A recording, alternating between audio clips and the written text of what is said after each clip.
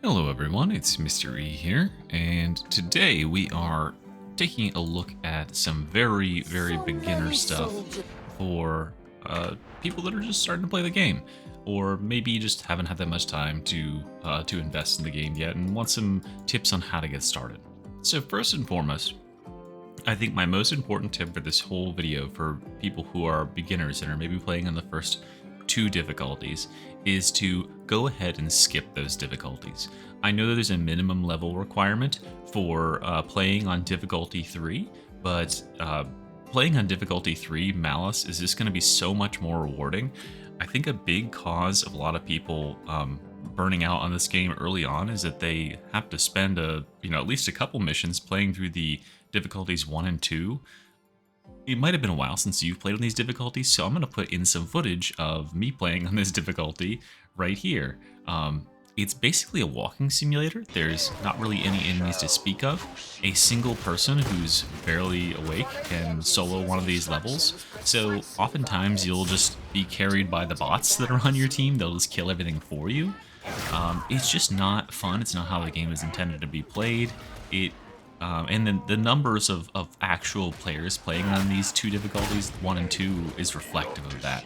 A really big problem that I ran into when I was trying to record some of this footage is that oftentimes the players you'll run into on difficulties 1 and 2 are just simply experienced players who are speedrunning to get some of their weekly quests or penances accomplished, and that's not going to be fun or helpful if you're learning the game. So my first recommendation is just go ahead, as soon as you have the level requirement, bump the difficulty up to Malice, difficulty 3.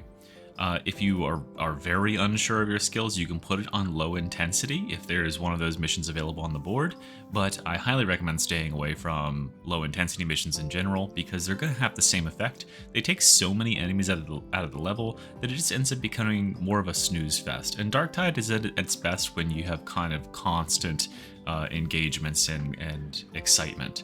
I don't want to see newer players who are fighting 10 enemies in a whole level and then they refund the game or they stop playing the game because it's just too boring.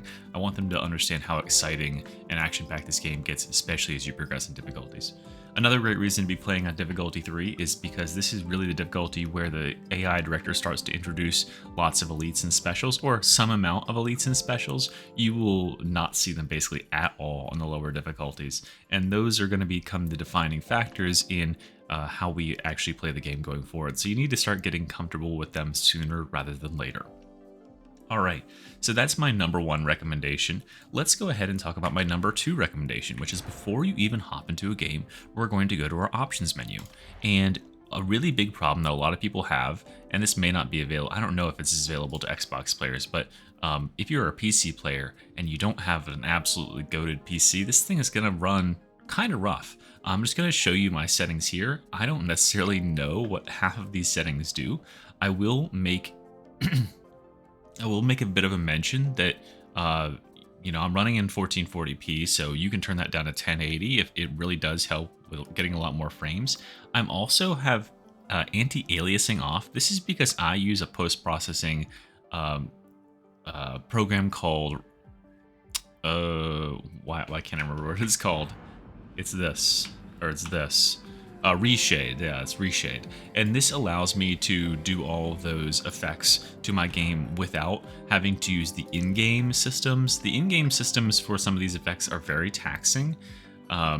They take a lot more GPU and processing power than using the program Reshade does. So I have it done through that program, but you're welcome to turn it on here. Definitely, unless you have an absolutely, again, top of the line PC, ray tracing off. I'm very much a no frills player. I value performance so that I can see what's going on, performance and visibility. Having a background in playing like military sims and stuff like that. They are very intensive games, like graphically intensive games, and I'm more than comfortable taking a sacrifice for graphics, for performance. Some settings in here are absolutely non-negotiable. Things like depth of field, motion blur, and bloom should always be off in all games by default.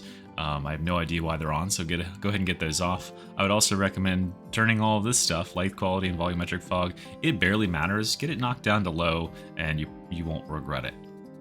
And then the final thing that makes any considerable difference is turning off all of these settings. Yeah, they do make the game more cinematic, but at the end of the day, I don't want my game to feel like it's a movie, in part because I don't want to run like it's a movie at 23 frames per second. So yeah, I turned down all of this stuff, especially ragdolls seems to have a really great effect because the ragdolls, when they have ragdoll interaction on 2, that is something that the game has to treat like it's still an existing enemy in the arena. And by default, it's somewhere like up here, right? Or it could be all the way, I can't remember where it is, but like if you have 50 ragdolls, that's the game treating it like there's 50 extra enemies in the arena. And if you play on Xbox, you know that having extra enemies in the arena makes it really chug. And the same is true of your computer. So cutting ragdolls way down reduces visual clutter, and it also reduces the amount that the system actually has to do work to keep everything running nice and smooth. So those are my graphical recommendations. I'll scroll through it one more time for you. And, you know, tweak as you see fit.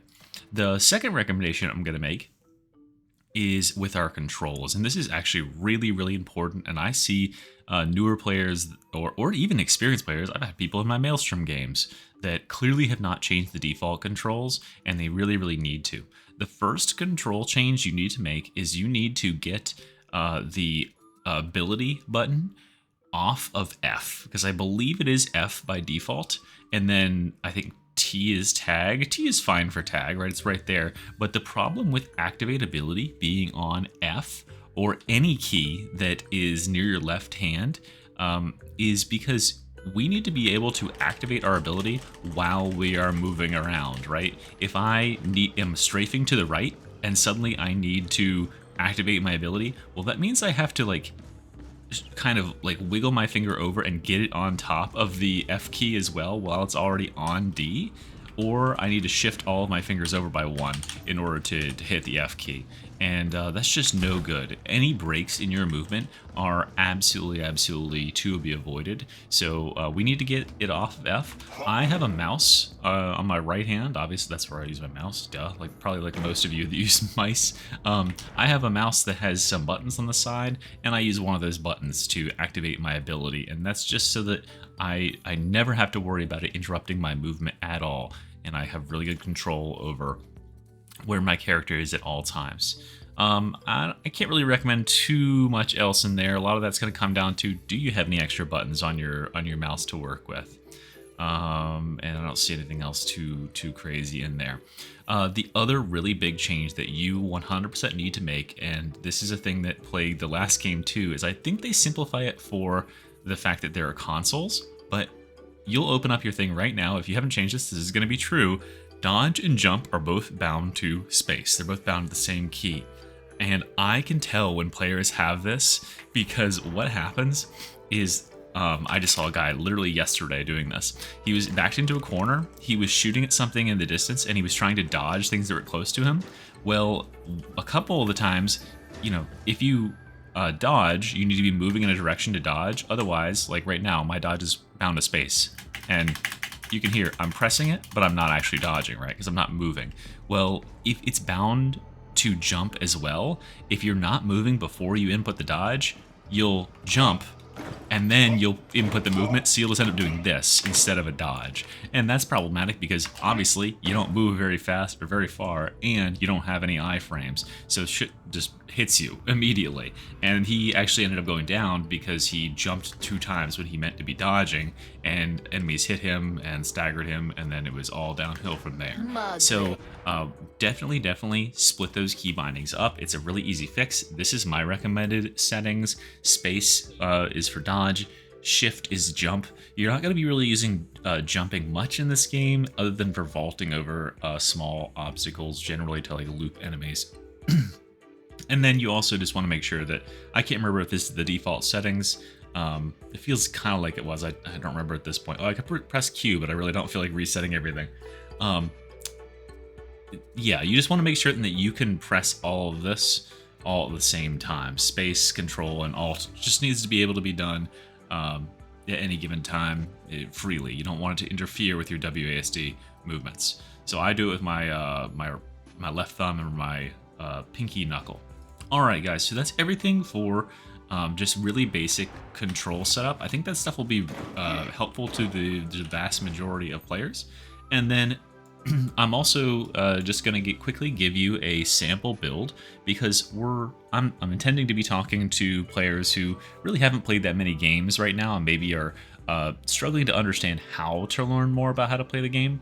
And so I've designed a build that's going to be very, very forgiving, that's going to have enough power to carry you all the way through all the difficulties in the game, and that we can upgrade over time and we can make more and more optimized so that once you are in endgame content in Damnation or Auric Damnation, you don't feel too bad for having invested resources in getting some of these weapons and all that good stuff. So you can see right here, my build is using the Antax. Now your Antax is going to look like this. It's going to look more like the one in the little orange frame over my character there. But the Antax is a great, great weapon. It's a light attack powerhouse. Literally all you have to do is just left click a bunch and swing this thing back and forth. These attacks, as you saw in the tooltip there, do 266 damage. And there's almost no reason to use the heavy attack on this weapon unless you're up against a heavily armored enemy. Specifically, crushers are the ones you need to be worried about for there. Everything else is just going to die to subsequent light attacks. Now, I probably have people already saying, as soon as I see this, Mr. E, you literally just made a tier list, and you made the dueling sword your highest tier weapon. Why are you not telling players to play with the dueling sword? Well, if you're a new player, there's a lot that actually goes into fighting enemies with the dueling sword that you might not be thinking about if you're more experienced. Now let's just demonstrate this on an enemy here. Let's get the cultist. There we go. Oh, he's too low HP. Let's do someone a little higher. Oh, there we go, a berserker. So watch this. Watch what happens with this berserker. I'm just gonna light attack, which is I need to be dodging in order to keep him off of me. If I don't, he just straight up hits the shit out of me, right? With the dueling sword, because it is a weapon that does a lot of damage, however, it doesn't have a lot of stagger on its attacks, especially its light attacks. And it takes a lot more skill to use this weapon in the intended way of like actually getting headshots. It's much easier just to go through the level and just swing this weapon around, just swing the axe around, and you can see, I probably actually won't work that well on Rages. Rages are bad examples because they're not staggered by anything at all. But let's show. Oh, here we go. Wow, he really came at me fast there. You can see that this guy is very easily staggered by my single hit. He doesn't get to get any attacks off. The same is not true of the dueling sword on light attacks. So just by light attacking every enemy in the game, and this is actually on Damnation, so I bet that Rager would be staggered when you're playing on Malice. But this weapon is really solid. It's super, super easy to use, and it's going to be a great place to start because it is absolutely no frills. It doesn't have any special activated abilities. The only situation where you need to do anything different is against hordes. You might want to do your little push stab. And against crushers or something like that, you probably want to do a big overhead.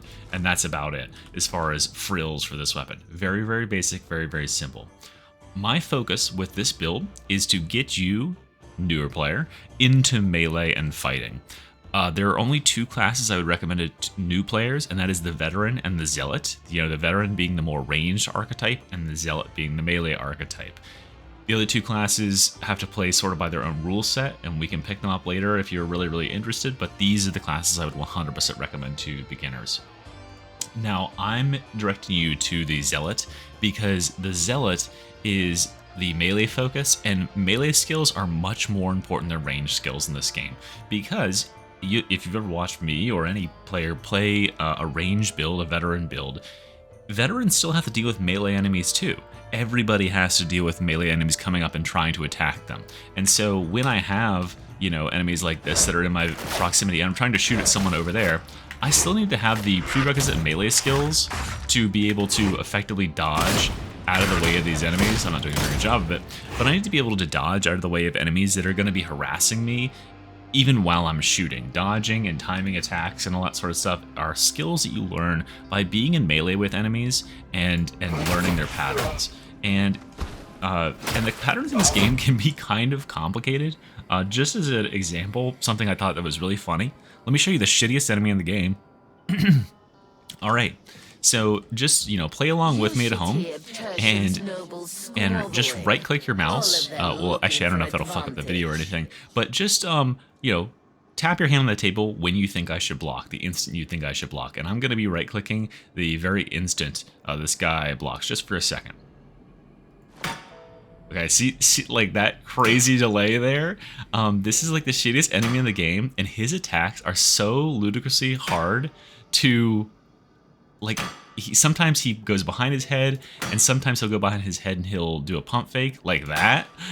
Like, this is the shittiest enemy in the game, and he has like 5 distinct attacks that all have different delays and timings, and you will take a long time to learn that stuff. You just need to be playing games, and you need to be engaged in melee. And in order to understand when you need to block and when you need to dodge enemies like this, the first thing you need to learn is when you get hit, right? You need to actually get hit by attacks. And so I want us in melee, so we're getting hit by melee attacks so that we understand, okay, shoot, I should have dodged them. I should have blocked them. The other thing I'm doing is I want us to be playing with a ranged weapon that is capable of like saving our allies or whatever we need to do, picking off specials and stuff like that. But I don't want us to be relying on our ranged weapon to just erase everything in the game. Don't be bringing the bolter in there or anything that's just gonna like completely like trivialize content, especially at Malice. You could go through a whole level and just shoot everything to death on Malice. It'd be really, really easy with the bolter. But if you see a Crusher or you see a Mauler, I want you to charge at them, and I want you to engage them in melee and learn their attack patterns. I promise you, with the build that we have, it will not be that scary at all. According with that build that we have that I'm talking about, we're going to be just picking up health curios along the way. Now, don't worry about perks on any of these. If you get some good perks, great. Check my tier list from like yesterday or the day before if you want an idea of what the best perks are to look out for on curios. But also, while you're leveling, or especially if you're at level 30, check your shops every day and look for 16 and 17% toughness curios, because after a while, we're going to phase these max health ones out, and we're going to put those toughness ones in. And so it'd be nice to have those ahead of time, right? And it's always nice to have max rolled curios of both or all the different types, because you never know when Fat Shark's going to change something and it'll become relevant. I'm glad I kept my toughness curios around, because I did not know toughness was going to end up as good as it is currently. And here is our build. So this build is going with again with my curio guide from yesterday, in accordance with how I think players that are very inexperienced are going to struggle, and it seeks to counteract that a little bit. So we're going to get surrounded by enemies a lot because we're not able to efficiently get rid of them. So we've got enemies within, enemies without. It's going to keep our toughness kind of trickling upwards. It's also going to help us if we get isolated, because a lot of times our teammates are probably not going to be so careful about staying around us.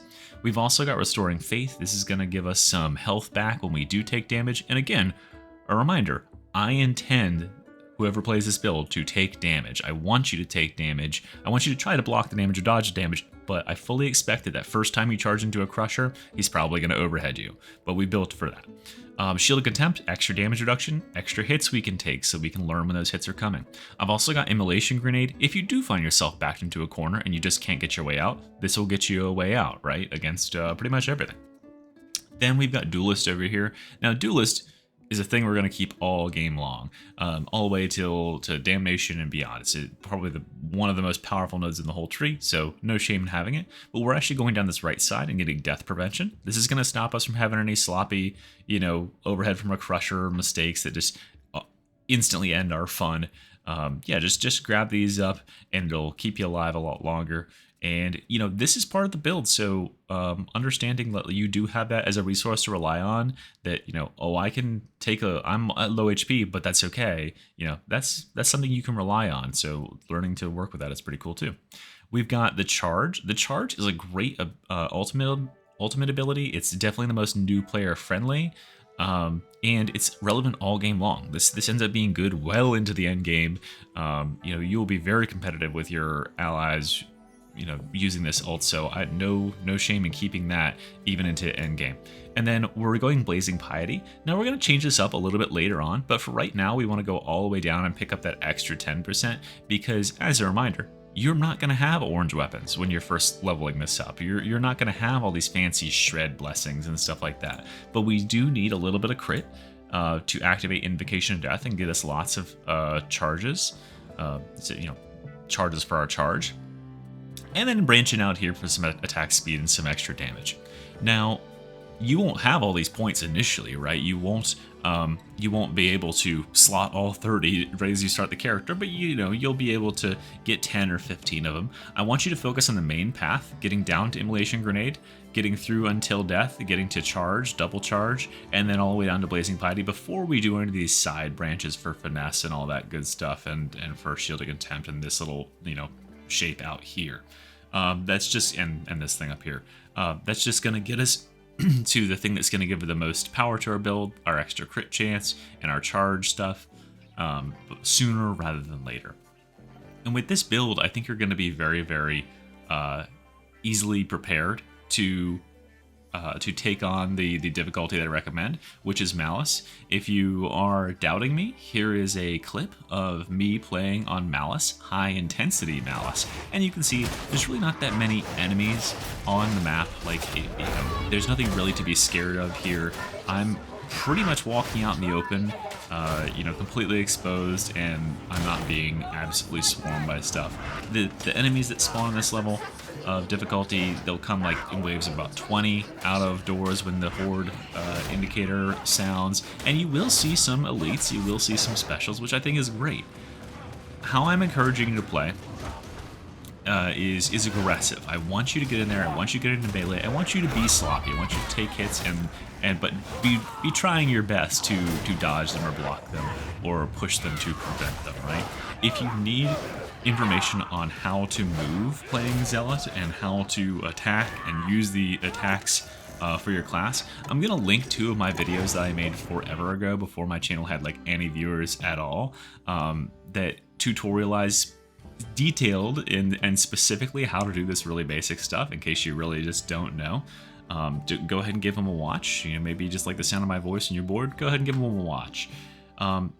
This is all leading to something greater. I know this is very basic right now, and it might just feel like I'm not telling you much and just kind of blowing you off, but this is a 3-part process that is shared by learning in all facets, especially in like competitive games. If you've ever played any League of Legends or fighting games or any of that sort of thing, we need to learn our matchup, basically. We need to learn first about ourselves, our own character, our abilities, and our limitations.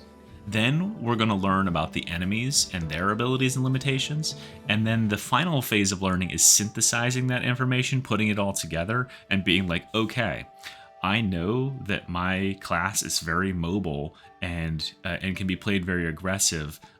What specials am I a good counter to, and which ones do I need to be playing really carefully around, right? As a melee frontline, like quick guy. That's the sort of information that comes way later in the game. But for right now, I want you to play aggressive. I want you to get into physical engagements. I want you to be leading the pack into a room and using, a lot of your charges and stuff like that to get rid of as many enemies as you can. You're going to take some beatings, but that's going to just be a better learning experience. Don't be hanging back and like picking off everything from range because you're scared of getting a little bit of damage done to you. You have so much health that pretty much nothing is going to scare you at all on this middle difficulty. And we'll talk more about dodging damage as we get into the higher difficulties. But for right now, just go full psychopath mode, charge in there, and get to meleeing and start to learn like the enemy attack patterns and how their AI follows you around and all that good stuff like that. All right, everyone. Well, that is everything I have for you today. I hope that it helps. It hopes that seeing what the different difficulties look like, that Malice isn't that bad, might inspire you if you're like a very new player and you don't want to risk jumping into that high difficulty. I hope the build helps if you didn't really know where to aim, and I hope you do some good learning, and I'll see you next time for a more intermediate guide to Darktide. See you then.